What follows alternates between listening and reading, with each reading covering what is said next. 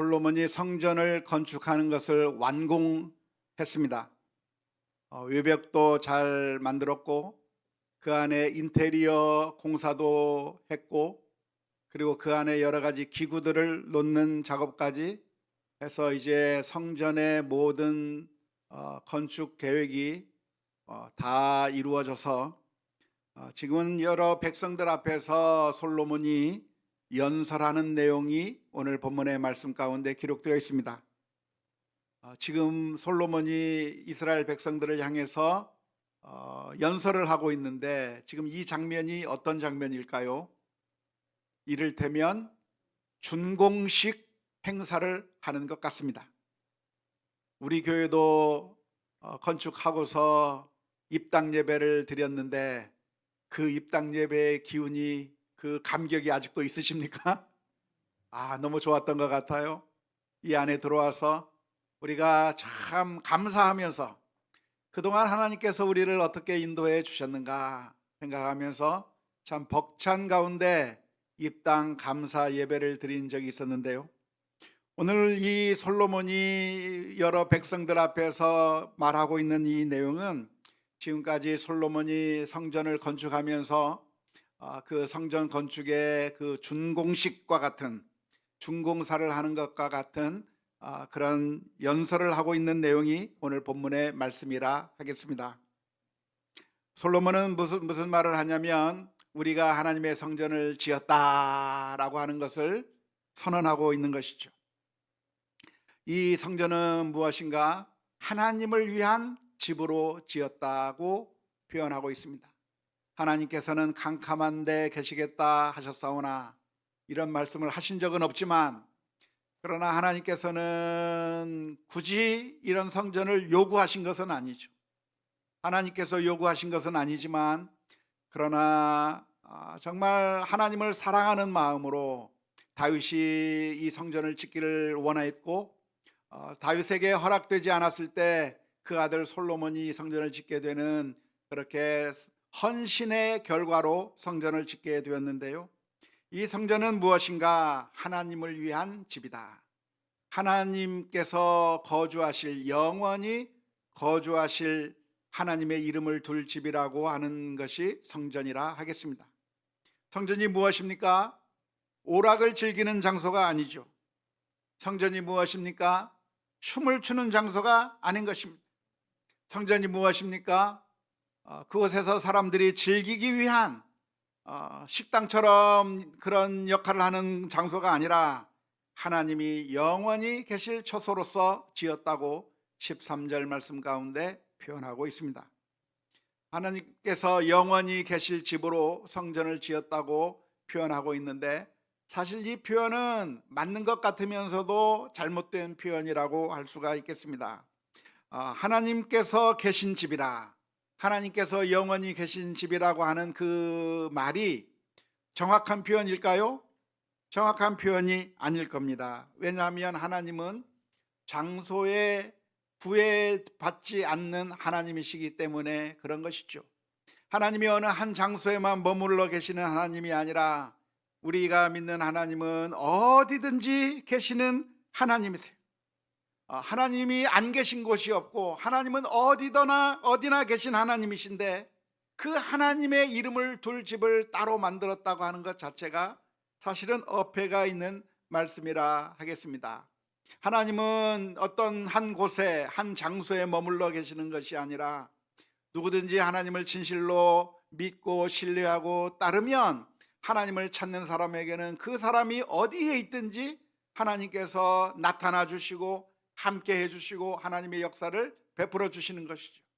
그래서 이스라엘 민족들이 바벨론 나라에 의해서 포로로 잡혀가서 저 갈대아 우르 지방에, 저 메소포타미아 지역에 가서 포로 생활할 때에도 그곳에는 하나님이 안 계셨는가? 아니요, 그곳에도 역시 하나님이 계셨고, 이스라엘 민족이 어디에 가든지 하나님이 항상 마치 그 옛날 불기둥과 구름기둥이 항상 함께 했던 것처럼 하나님은 어디나 계신 하나님이시기 때문에, 사실 이 솔로몬이 표현한 하나님의 이름을 영원히 둘 처소라고 하는 이 표현은 정확한 표현이라고 말하기는 어려울 것입니다. 하지만 그럼에도 불구하고 이 표현이 맞는 표현이라고 할 수가 있겠는데요. 왜냐하면 바로 이 성전의 기능이 무엇이냐면 사람들이 하나님 앞에 나와서 예배드리고, 이 성전에 나와서 회개하고, 이 성전에 나와서 하나님의 은혜를 누리는, 그래서 하나님과 만남이 이루어지는 장소이기 때문에 이곳을 가리켜서 하나님의 집이라, 하나님이 영원히 계실 처소라 이렇게 표현하는 것이 아예 틀린 말은 아니라고 하겠습니다. 그래서 특별히 이스라엘 민족이 어디서든지 우리 집에서도 하나님을 만날 수 있고, 우리가 길거리에서도 하나님을 만날 수 있겠고, 또 어떤 상황에 처해 있어도 우리가 하나님을 만날 수 있지만, 특별히 이렇게 성전이라고 하는 것을 만들어서, 그래서 그곳에 나와 하나님을 찬양하고 예배하고 그곳에서 제사를 드리는 이러한 특별한 장소를 마련하는 것은 그만큼의 의미가 있는 것이라고 하겠습니다. 역시 우리도 마찬가지죠. 우리가 기도하면 어디서 기도해야 됩니까?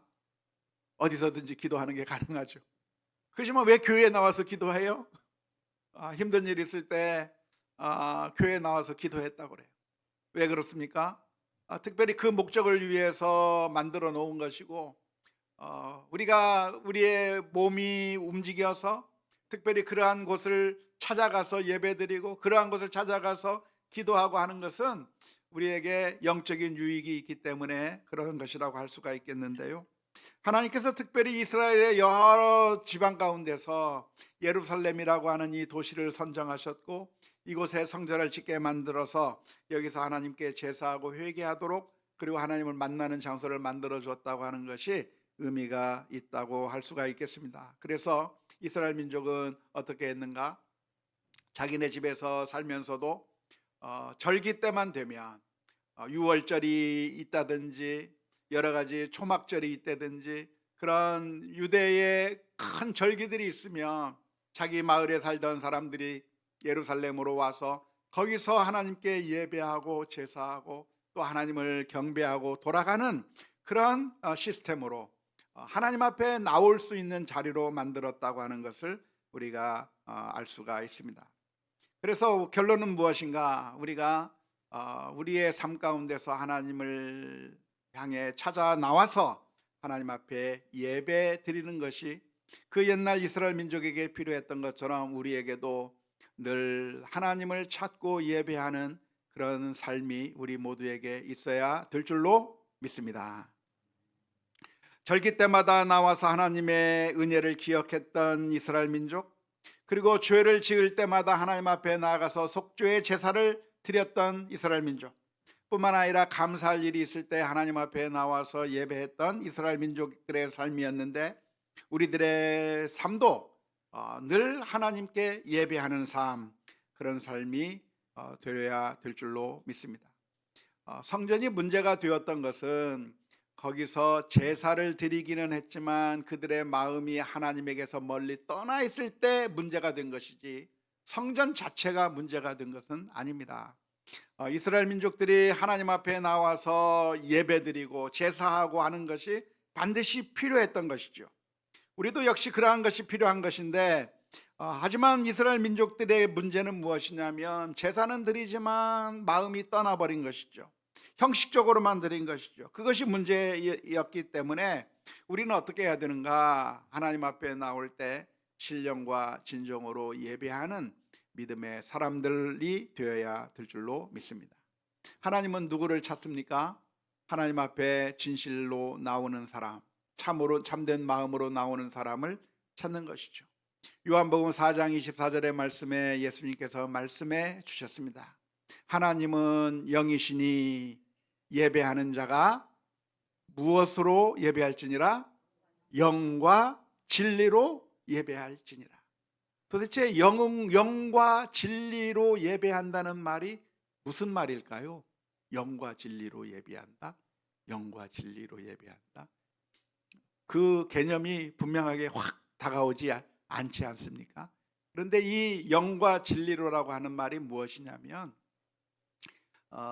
이 성경 히브리어의 언어의 특성을 본다고 한다면, 물론 지금 이 말은 헬라어로 기록되어 있긴 하지만 아무튼 히브리식 표현에 의하면 두 개의 단어를 사용해서 하나의 의미를 전달하는 그런 표현법이 있습니다. 그러니까 영과 진리라고 하는 두 개의 단어를 사용하고 있기 때문에 영으로도 드리고 진리로도 드리고 그런 두 개의 개념을 우리에게 요구하는 거라고 생각하기가 쉽지만 사실은 이 두 개의 단어를 하나로 묶어서 생각해야 되는 것이죠. 그래서 영과 진리로 예배 드린다고 하는 말의 의미가 무엇이냐면 진실한 영으로 하나님 앞에 예배 드리는 사람을 찾는다는 말입니다.